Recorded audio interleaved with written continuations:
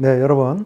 이 시간에는 주로 이제 심장 최대 심박출량 또 최대 산소 섭취량 이것을 연관시켜서 설명드리는 시간이 되겠습니다. 자, 먼저 이제 심장이라고 하는 것이 처음에 첫 시간에 운동에 따라서 인체에 여러 변화가 나타나고 또 반복적인 운동에 의해서 보다 장기적인 변화, 즉 적응 현상이 나타난다고 할 수 있는데, 우리 심장에 나타나는 적응 현상이 뭔가, 그 중에 이제 대표적으로 잘 알려진 것이 스포츠 허트라고 하는 것이죠.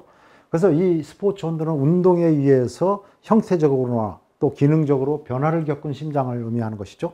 심장을 펌프라고 한다면은 이제 펌프의 용적이 커진 거, 심장 용적 자체가 커지는 것은 형태적인 변화이죠. 또 심장 근육의 두께가 커지는 거, 펌핑의 강도가 세지게 되죠. 이로 인해서. 그래서 이게 형태적인 변화라고 할 수 있습니다.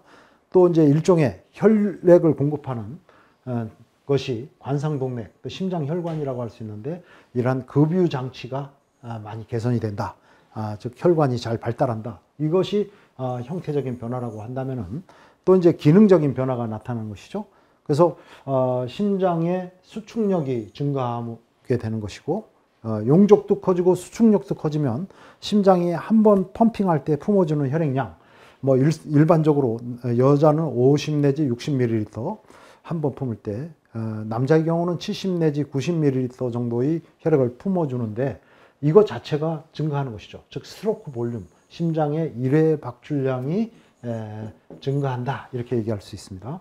그 다음에 이제 그로 인해서 안정 상태에서 휴식을 취할 때거나 아니면 동일한 운동을 수행을 하더라도 심장 박동수는 감소하는 현상으로 나타나는 것이죠. 한편 최대까지 운동을 수행한다라고 했을 때 이때 나타나는 심장 박출량을 최대 심박출량인데, 최대 심박출량은 증가하는 것입니다. 또 한편 안정 상태와 동일한 운동을 수행할 때 심장이 소비하는 산소 소비량은 감소하게 되는 것이죠.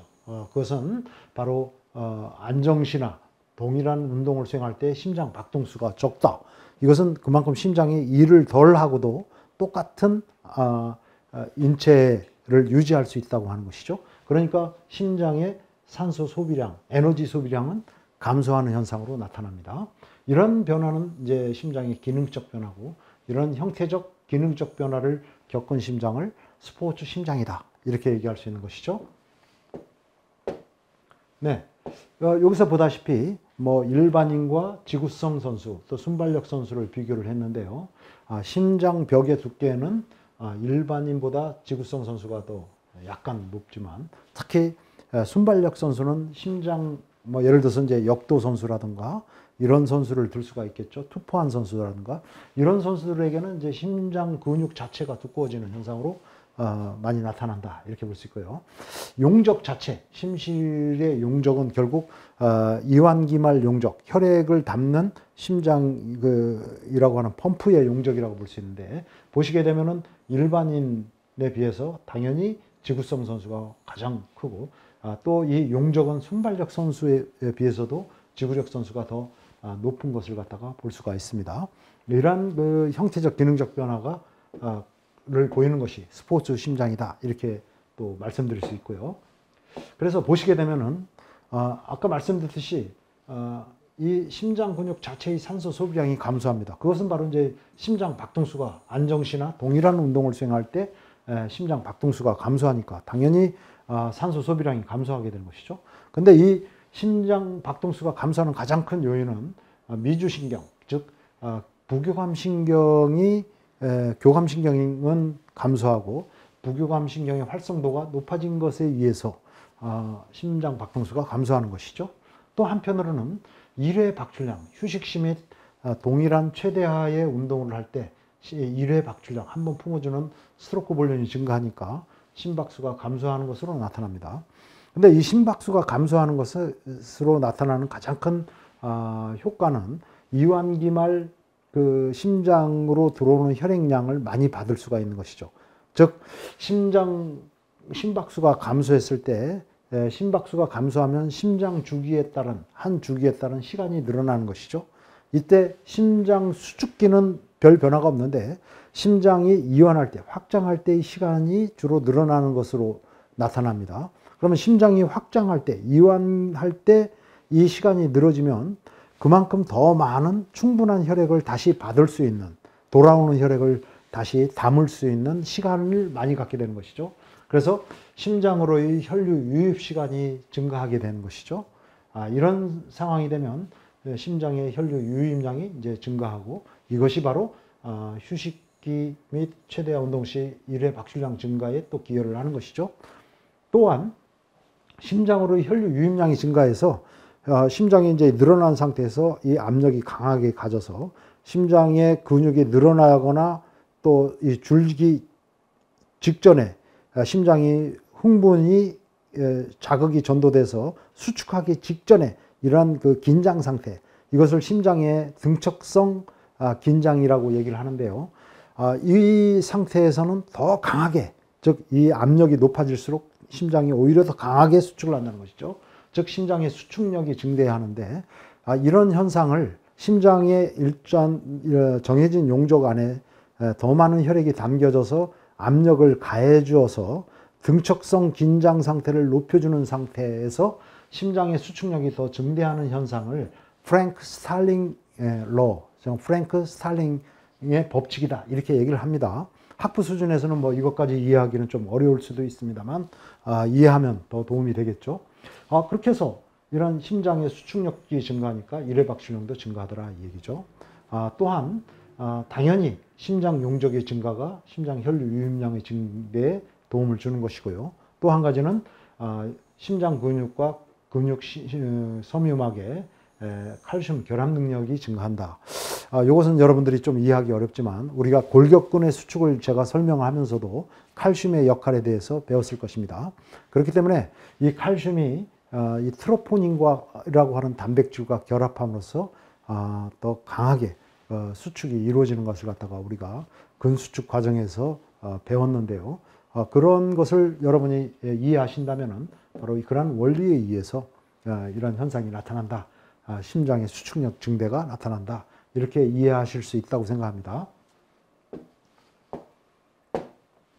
자, 그래서 우리가 이제 운동을 할 때 운동 강도가 점차적으로 증가함에 따라 심장 박동수는 직선적으로 증가하는 그런 직선적으로 비례적으로 증가하는 양상을 보이는데, 여기 그림에서 보다시피 일반 사람들은 운동 강도가 증가함에 따라 이런 양상으로 증가한다 라고 한다면은 지구성 선수는 동일한 운동 강도에서 더 낮은 심장 박동수를 보인다. 즉 심장 박동수가 증가하는 양상이 더 그 직선의 기울기가 더 적은 것으로 더 심장 박동수가 서서히 증가하는 현상으로 나타난다.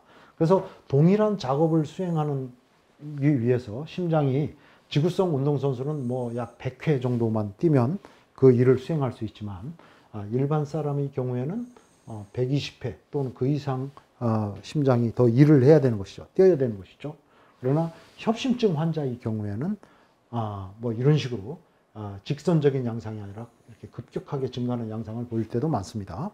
그래서 이런 비정상적인 패턴을 가졌을 때는 심질환의 상태에서 전형적으로 보이는 양상이라고 볼 수 있습니다. 그래서 운동 중에 안정시 상태나 동일한 운동을 할 때 심장 박동수가 더 적게 뛰는 거, exercise bradycardia라고 하고, 운동성 빈맥은 exercise tachycardia라고 하는데, 보통 이제 운동에 의해서 적응된 심장은 이러한 운동성 bradycardia, 서맥을 보인다. 천천히 뛰는 현상이죠. 이런 현상을 보인다고 할 수 있겠습니다. 또한 운동을 훈련에 의해서 심장의 일회 박출량이 이제 증가하게 되는 것인데요. 이미 이제 설명했듯이 심장 용적이 증가하는데 이완기말 용적이 증가한다. 즉 심장이 수축했다가 다시 확장해서 최대로 이렇게 확장된 상태에서 다시 수축기에 들어가기 전에 심장의 용적을 이완기말 용적이라고 얘기할 수 있습니다. 또 이런 심장 박동수가 감소하다는 것은 설명드렸듯이 이완기가 증가한다는 것을 의미하고, 이완기가 증가한다는 것은 심장이 순환을 마치고 심장으로 돌아오는 혈액을 받을 수 있는, 혈액을 다시 받을 수 있는 그 시간을 충분히 갖게 되는 것이죠. 그래서 심실의 유입량이 증가하게 되고, 이렇게 되면 설명드렸듯이 심장의 등척성, 긴장도가 증가해서 더 강한 수축력으로 이 다음에 수축을 할 수가 있다고 하는 것입니다. 또 말씀드렸듯이 심장근의 칼슘 결합력이 증가하는 것도 수축력의 증가에 기여하게 되는 것이고, 그것이 결국은 일회 박출량 증가를 기여하게 된다. 이렇게 설명하겠습니다. 그래서 이제 수축기 혈압의 경우에도 일반인에 비해서 동일한 운동을 수행할 때 혈압이 감소하는 현상으로 나타납니다. 즉 당연히 뭐 이렇게 일회 박출량은 증가하지만 심장 박동수가 이제 단련자의 경우는 더 감소하게 되는 현상이고요. 이것은 이제 일회적인 운동에 의해서 나타나는 현상이라고 볼 수 있는데요. 그렇지만 이제 최대 수축기 혈압의 경우에는 큰 차이는 나타나지 않는 것이죠. 그런데 반복적인 운동에 의해서 혈압이 감소하게 되는데, 이 그림에서는 설명되어 있지 않습니다만 안정시 상태에서 반복적인 정기적인 운동에 의해서 혈압이 감소하는 현상, 이것이 요즘 많이 이제 연구되고 확실하게 증명되고 있는 현상입니다. 그것은 일회적인 운동을 수행을 할 때 혈관을 확장시키는 여러 가지 이제 물질이 분비되고, 그 중에서 특히 NO라고 하는 거, 나트릭 옥사이드 또는 산화질소라고 하는데, 혈관의 내피세포에서 분비되는 혈관을 확장시키는 물질이다. 이렇게 여러분이 이해하시면 되겠고요. 이런 것으로 인해서 혈관 내피세포의 산화질소를 생성하고 분비하는 능력, 그 기능이 좋아지게 되고, 그러다 보니까 평소의 혈압도 이렇게 낮아지는 현상이 나타난다. 이렇게 설명될 수 있습니다. 그 외에도 뭐 여러 가지 혈관의 기능이 향상되는 현상은 많은 다른 이론적 근거를 가지고 설명될 수 있지만, 가장 여러분이 쉽게 이해할 수 있는 것은 바로 이 NO의 작용, 또 내피세포의 기능, 이것을 생성하고 분비하는 기능을 토대로 해서 여러분이 이해하시면 좋겠습니다. 자, 20대 젊은 사람에게 있어서 지구력을 결정하는 가장 중요한 요인 중에 하나는 폐활량이다. 맞을까요? 많은 사람들이 착각하고 있는 것 중에, 오랜 기간 동안 착각하고 있는 것이 지구력을 결정하는 것을 폐활력이라고 생각하는데, 폐활량은 사실은 젊은 사람의 입장에서는 거의 영향을 미치지 않는다고 볼 수가 있습니다. 그래서 간혹 뭐 유명한 코치 선생이 자신의 선수가 성공했을 때 이 자신의 선수의 장점을 설명하면서 우리 선수는 폐활량이 매우 커서 이러한 경기력을 선보였다고 설명하는 경우가 있는데, 이것은 운동 생리학과는 전혀 잘 무지한 상태에서 이야기하는 거라고 볼 수 있습니다. 그렇기 때문에 아니다. 그렇다면은 지구력을 결정하는 보다 큰 중요한 요인은 무엇이냐라는 것을 설명드리도록 하겠습니다. 바로 뭐 이것만 갖고 지구력을 설명할 수는 절대 없습니다. 그러나 가장 중요한 체력 요인 중에 하나인 최대 산소 섭취량이 결국 최대 유산소 파워라고도 하는데, 이런 것들이 지구력을 결정하는 굉장히 중요한 요인이다라고 볼 수 있고요. 그렇다고 한다면은 최대 산소 섭취량을 결정하는 가장 중요한 요인은 뭐냐라고 했을 때, 최대 심박출량이 최대 산소 섭취량을 결정한다. 최대 산소 섭취량은 결국은 심장의 기능을 의미하는 것이죠. 또 한 가지는 최대 동정맥 산소차입니다. 최대 동정맥 산소차라고 하는 것은 동맥혈액의 산소 농도와 산소량과 그 다음에 정맥혈액의 산소 농도의 차이를 나타내는 것이고, 결국 이 차이는 얼마만큼 조직세포에서 산소를 이용하느냐 하는 것에 의해서 결정이 됩니다. 그래서 최대 심박출량을 또 결정하는 가장 커다란 요인은 바로 심장의 일회 박출량이라고 볼 수가 있습니다. 심장의 기능이죠. 펌프의 기능이죠. 한마디로 얘기해서. 또 최대 동정맥 산소차를 결정하는 것은 우리 그 산소를 수송하는 그 수송 시스템, 그 중에서도 특히 모세혈관의 밀도가 얼마나 조밀하게 되어 있느냐, 이것이 굉장히 중요한 요인이 되는 것이고, 또 하나 그 조직세포에서 얼마나 산소를 잘 이용하느냐, 산소를 잘 수송해 줬으면 운동하는 근육에서 이걸 얼마나 산소를 잘 추출해서 그것을 에너지로 이용할 수 있도록 산소를 받아들이느냐. 그런 거에서 가장 결정적인 역할을 하는 게 이 미토콘드리아의 수와 크기라고 볼 수 있습니다. 또 근육에 있는 미오글로빈의 양같이 산소를 임시로 저장하고 운반하는 역할을 하는 물질이 그런 산소 이용 능력을 결정한다고 할 수 있는데, 이런 요인들이 최대 동정맥 산소차를 결정한다고 볼 수 있습니다. 그래서 이 두 가지 요인이 결국은 최대 산소 섭취량을 결정하는 가장 중요한 요인이다, 이렇게 얘기할 수 있고요. 한편 우리가 이제 허파 기능에 이상이 생기면, 폐 기능에 이상이 생긴다.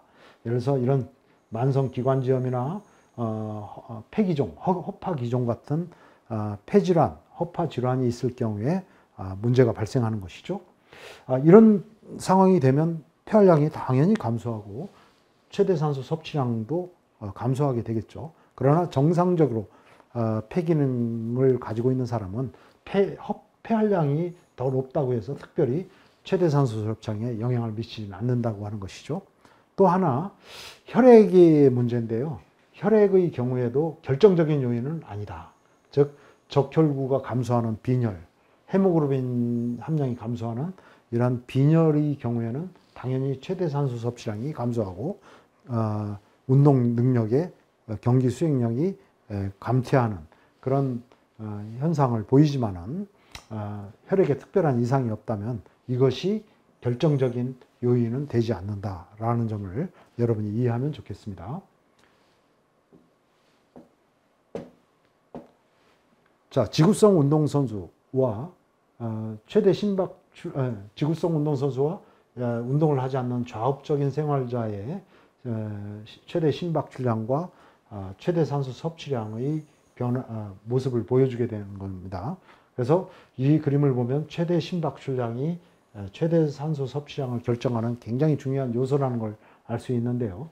좌업적인 생활자들은 이 최대 심박출량도 매우 낮은 수준이고, 이에 따라 최대 산소 섭취량도 매우 낮은 수준인 것을 확인할 수 있습니다. 그러나 지구성 운동선수는 최대 심박출량이 매우 높죠. 그에 따라서 최대 산소 섭취량도 굉장히 높은 수준을 보이는 것을 볼 수가 있습니다.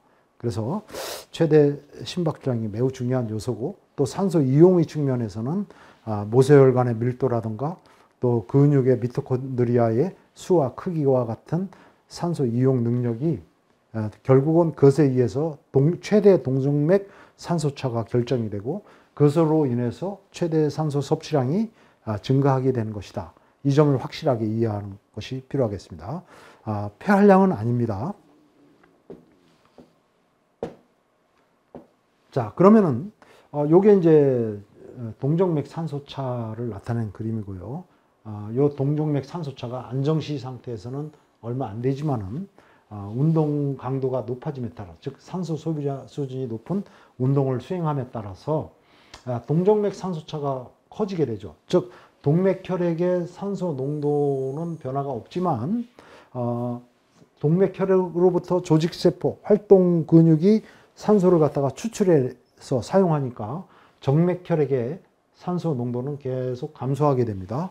여기서 혼합 정맥혈이라고 하는 것은 우리가 심장으로 들어갈 때의 혈액은 활동 근육으로부터의 정맥혈액과 비활동 영역에서 들어온 혈액이 합쳐져서 심장으로 들어가죠. 이렇게 믹스된 혈액을 동맥 정맥혈이라고 합니다.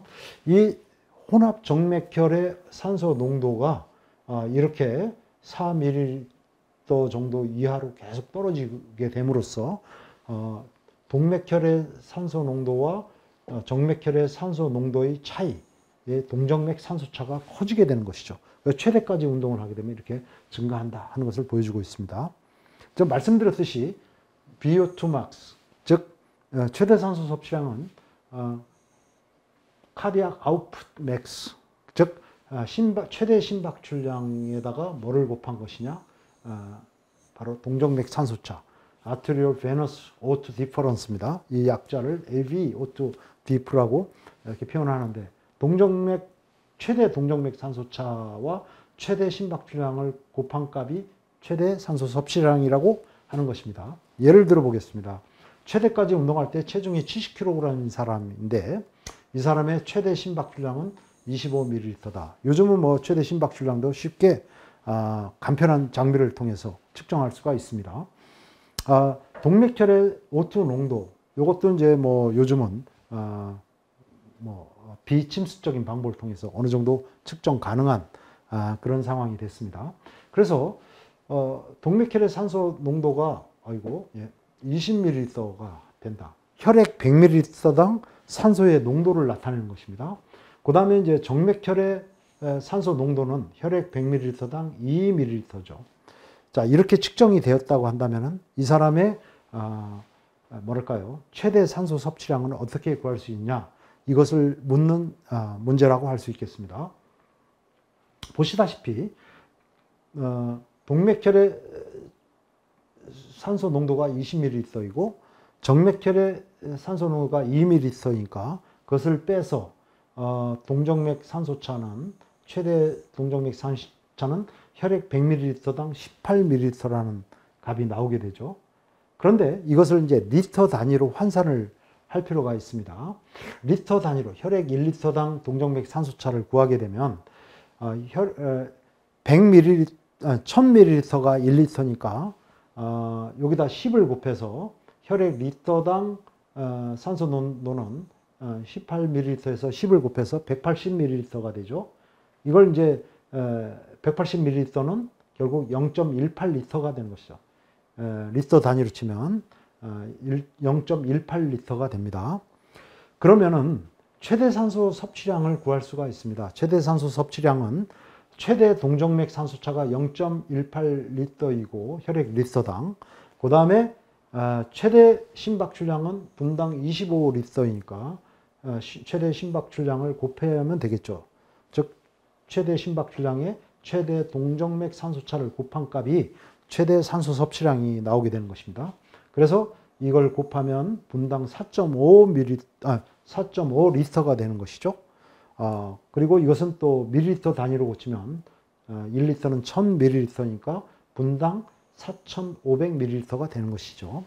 그럼 이것을 체중당 산소 섭취량으로 구한다면은 이 사람의 체중은 70kg이니까 4500ml를 분당 이 사람이 최대 산소 섭취량인데 체중당으로 구하려면은 70kg으로 이것을 나누면 되겠죠.